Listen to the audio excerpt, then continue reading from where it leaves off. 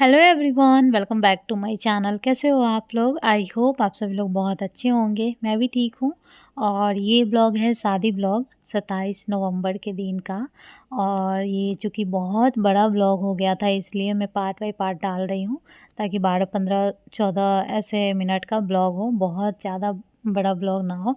क्योंकि मैंने इससे पहले वाले ब्लॉग में बोला ही था कि ये 50-60 मिनट का ब्लॉग हो गया था। वैसे भी शादी का बहुत ज़्यादा रिचुअल्स, बहुत ज़्यादा विधि-विधान होता है। इससे पहले वाले ब्लॉग में मैं रेडी हो रही थी, यहाँ मैं आगे दिखा रही हूँ, यहाँ पे मैं रेडी हो गई हूँ। मुझे तैयार कर चुकी है दीदी, बाकी सारे लोग, बहुत सारे लोग तैयार हो ही चुके हैं, बस अभी दुल्हन भी तैयार हो ही गई है। मेरी दीदी भी सबको तैयार करने के बाद तैयार हो जाएगी। यहाँ देख सकते हैं सब सँवर के बैठी हुई है। और एक्चुअली हम लोग बहुत पहले ही रेडी हो गए थे, जैसे कि बहुत ज़्यादा दूरी का नहीं है ननद की जो ससुराल है वो। तो हम लोगों को ऐसा लग रहा था कि जल्दी आ, और मेरे हस्बैंड बोल के भी गए थे कि 7 बजे तक आ जाएँगे, साढ़े 7 तक आ जाएँगे, ऐसे डरा कर शायद गए थे कि जल्दी ये लोग हो जाएँ। तो वैसे भी 8 साढ़े 8 तक शायद हो गया था, मतलब बाराती आ गए थे, लेकिन फिर भी होता है ना, कुछ-कुछ चीज़ें होता है, जैसे बाराती आने के बाद भी दूल्हा लगता है, थोड़ा-सा उनको बिठाया जाता है, तो इन सब चीज़ों में ना 9:30 के करीब में जयमाला हुआ था। यहाँ पे दुल्हन एकदम तैयार थी और तैयार होके बहुत देर तक बैठी थी, एकदम ऊब रही थी, क्योंकि लहंगा पहन के इतना देर बैठा नहीं जाता है। तो वो बहुत ज़्यादा ऊब रही थी। सारे लोग भी आ गए थे जो गाँव के लोग होते हैं, और सब लोग फ़ोटो, वीडियो ये सब ले रहे थे। देख ही सकते हैं इस वीडियो में, मेरी ननद की दोस्त है, वो सब आई है। और ये रहा दुल्हन का फुल लुक, ये जयमाला के लिए दुल्हन रेडी है। घर में लाइटिंग का थोड़ा-सा प्रॉब्लम है, जिसकी वजह से फेस एकदम साफ नहीं दिख रहा है, मतलब साफ मतलब है ना, थोड़ा गोरा-गोरा सा नहीं दिख रहा होगा, क्योंकि लाइटिंग का प्रॉब्लम है और दूसरा गैदरिंग भी था, तो थोड़ा अंधेरा-अंधेरा सा लग रहा था। तो यहाँ पे दुल्हन का मेकअप कैसा हुआ है आप लोग कमेंट करके बताइएगा। अच्छा, मुझे तो बहुत ज़्यादा अच्छा लग रहा है, बहुत सुंदर लग रही थी। तो ये, और यहाँ मैं हूँ, मैं अपनी शादी का जो लहंगा है वो पहनी हूँ, मतलब इसका थोड़ा अलग कहानी है। वैसे कहा जाता है, मतलब मैं खुद मानती हूँ कि जो बहन हो, छोटी बहन हो या फिर छोटी ननद हो, उन लोगों की शादी में ये शादी का जोड़ा नहीं पहनना चाहिए।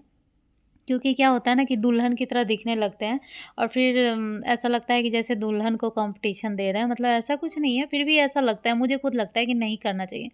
लेकिन मेरा थोड़ा-सा अलग कहानी है, मेरा कहानी ये है कि मेरे शादी में जो लहंगा गया था, यहाँ से ससुराल से भी 2-2 लहंगा गया था।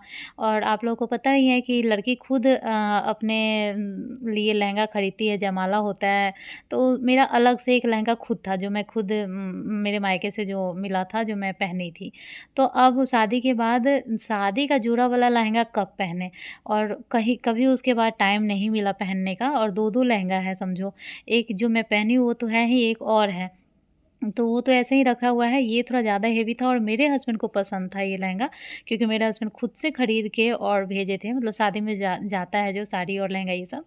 तो इस वजह से मेरे मन में कहीं न कहीं था, और मतलब घर में सब लोग पहले से ही बोल रहे थे कि ये लहंगा कब पहनेगी, ये लहंगा कब पहनेगी। तो मैं सोच रही थी ऐसा कुछ फंक्शन भी तो होना चाहिए जो इतना हेवी लहंगा पहने, तो मैं बोल रही थी ठीक है, आज की शादी में पहन लूँगी, क्योंकि देवर की शादी में लड़का तो थोड़ा देर के लिए जाते हैं, तो इतना टाइम भी नहीं मिल पाया था।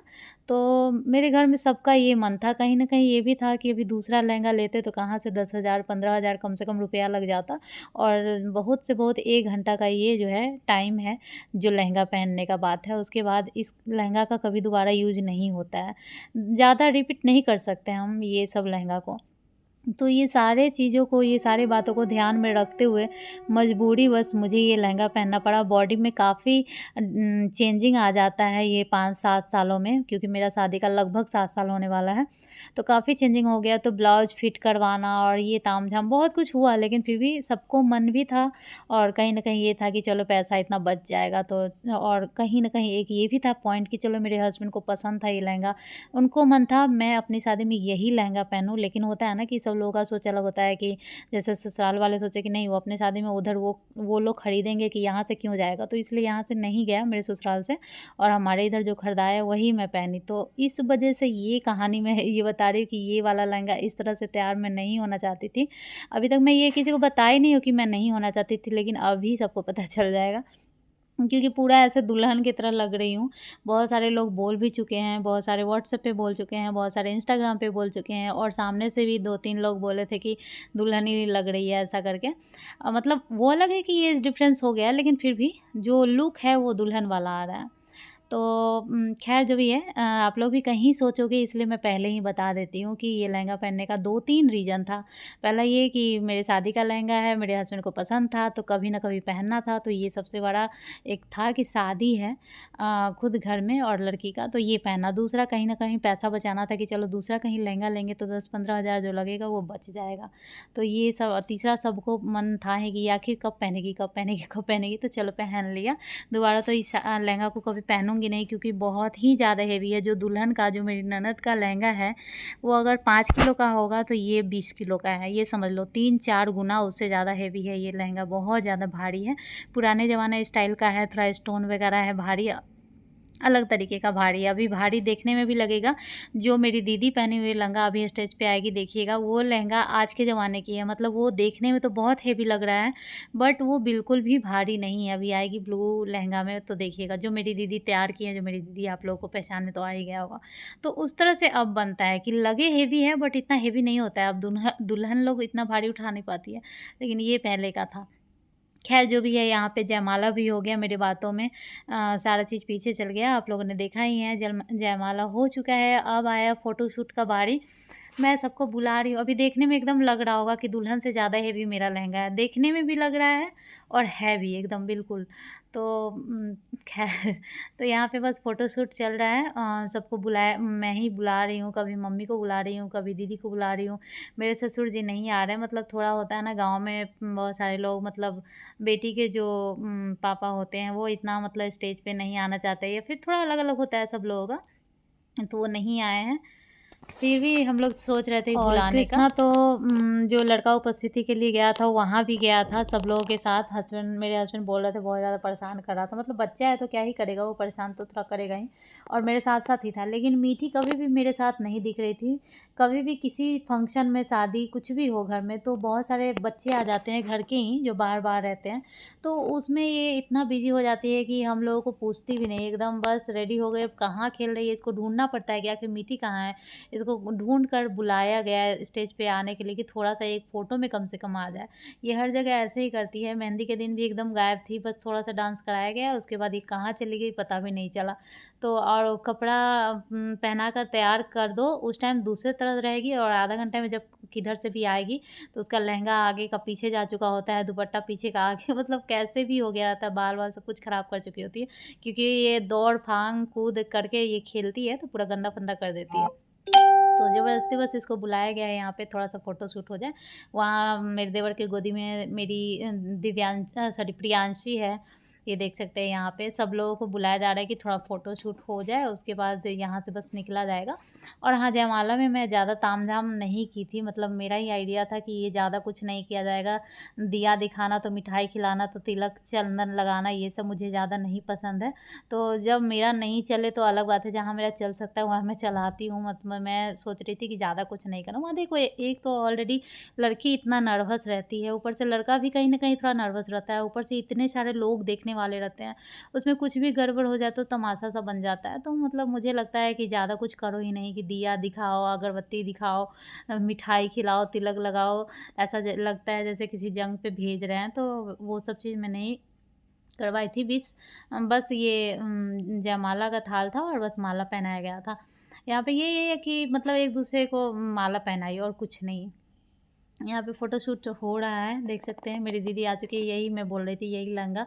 मुझे इस तरह का लहंगा अच्छा लगता है जो देखने में बस हेवी हो, ये बिल्कुल भी भारी नहीं था, कैरी करना बहुत ज़्यादा आसान है और मेरे लहंगा का तो दुपट्टा ही इतना भारी था कि लग रहा था मेरा बाल ही उखड़ जाएगा पूरा। जो मैं बन बनवाई थी और बन में जो मेरा दुपट्टा टक किया हुआ था, वही पूरा लग रहा था उखड़ जाएगा। बस यहाँ से गई और लहंगा चेंज करके मैं एकदम सिंपल सा साड़ी पहनूँगी, जो आपको आगे शादी में देखने को मिलेगा।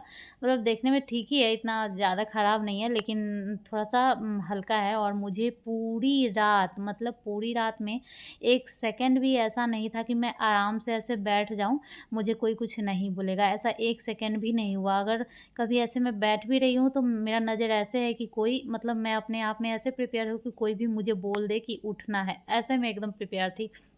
मतलब भले लोगों को मेरा मेहनत दिखे या ना दिखे, लेकिन मैं 100% मतलब इस तरह से खड़ी थी कि हाँ, एक जैसे बड़ी भाभी होती है या घर की जैसे बड़ी बहू होती है, वो पूरी ज़िम्मेदारी उठाने के लिए तैयार, उस तरह से मैं पूरा थी, अपने तरफ से पूरा 100%। पूरी रात कहने का मतलब जब से पूरी रात ही नहीं बोलूँगी मैं, दिन में 2 बजे मैं मेकअप करने के लिए बैठ गई थी। शादी-ब्याह में खाना-वाना का तो टेंशन होता नहीं, खाना-वाना तो बनता ही है अलग। तो मैं लगभग 2 बजे बैठ गई थी और 4 बजे के अंदर में मेरा सब कुछ हो गया था। अब 4 बजे से मैं ऐसे ही इधर-उधर कर रही थी, क्योंकि कुछ ऐसा करना नहीं था। उसके बाद जो भी हुआ, जैसे कि ये बीच-बीच में बाबू भी बहुत ज़्यादा रो रहा था, बहुत ज़्यादा परेशान हो रहा था, उसको दूध देना था, तो कभी उसको मेरा फ़ीड लेना था, तो कभी उसको सोना था, तो इस चक्कर में बहुत ज़्यादा परेशानी हो रहा था। और हम लोगों में बहुत ज़्यादा विधि-विधान भी होता है, तो जैसे जयमाला से आए, उसके बाद आम हुआ पुजाने जाता है, आम का पेड़ को पूजा करना होता है, तो उसके लिए जाया जाता है, तो वहाँ गई और ये सब चीज़ें। उसके बाद एक और कहीं जाना था, जो मेरा इतना ज़रूरी नहीं था और बाबू बहुत ज़्यादा रो रहा था, तो वहाँ मैं नहीं गई तो थी। बारात में भी कुछ लड़कियाँ आई थी, कुछ लेडीज़ आई थी, वो लोग भी थी। और यहाँ पे वो लोग मतलब मेरी ननद के ससुराल की तरफ से जो लोग हैं, अभी वो लोग यहाँ पे स्टेज पे आए हैं, उन लोगों का फ़ोटोशूट हो रहा है। और इसके बाद हम लोग तुरंत ही अब चले जाएँगे घर, क्योंकि बहुत ज़्यादा लेट हो रहा था। और नेक्स्ट डे शायद गुरुवार था, गुरुवार के दिन सिंदूरदान बोलते हैं कि थोड़ा जल्दी हो जाए, मतलब हम लोगों में ना एकदम सुबह हो जाता है शादी होते-होते, तो वो उतना सुबह ना हो, इसलिए सब कुछ जल्दी-जल्दी सोच रहे थे करने का, लेकिन फिर भी इतना लेट हो ही जाता है, क्योंकि इसके बाद फिर फ़ोटोग्राफ़र घर पे भी फ़ोटोशूट करेगा। कुछ होता है ना अलग-अलग पोज़ दिलवा कर के, सिर्फ़ लड़की का, ऐसा नहीं है लड़की-लड़का दोनों का, सिर्फ़ लड़की का होगा। तो यहाँ पे मेरी ननद का नथिया निकल गया था, तो वही मैं नथिया लगा रही हूँ। और बस इसके बाद हम लोग चले जाएँगे घर। नेक्स्ट जो रिचुअल्स होता है वो धोबिन का होता है। जो धोबिन आप लोग जानते ही होंगे, जो कपड़ा धोने वाला काम करता है, उनका एक साथ जाति होता है, तो उनका कुछ काम होता है लट धोकर पीने का, ऐसा कुछ होता है। तो यहाँ पे ये मतलब थोड़ा अलग कर रही है, इनको मन नहीं कर रहा है ऐसा करके। तो बस लट को बस मुँह के पास लगाना है, ऐसा नहीं है कि पिया ही जाता है, बस मुँह के पास लगाना है, वो एक विधि होता है। दूसरा क्या, ये नहाए, पहले के ज़माने में नहलाया जाता था लड़की को, नहा करके उसके बाद मातृका पूजा होगा, वहीं पे कन्या निरीक्षण होने के बाद शादी पे विवाह के लिए बैठा जाता है। तो अब तो बहुत सब कुछ चेंज हो गया है, अब तो लड़की जो है इतना महँगा-महँगा मेकअप करवाई हुई रहती है, तो वो नहाना-धोना वाला काम नहीं करती है, बस विधि एक करती है कि चलो नहा लिया। तो धोबिन के द्वारा क्या होता है ना कि एक लट बस धो दिया जाता है बाल का, ताकि लगे कि हाँ मतलब हो गया। एक मतलब विधि की तरह होता है, पूरा प्रॉपर तरीके से नहाना वाला अब तो ख़त्म हो गया। तो वही यहाँ पे वही विधि चल रहा है।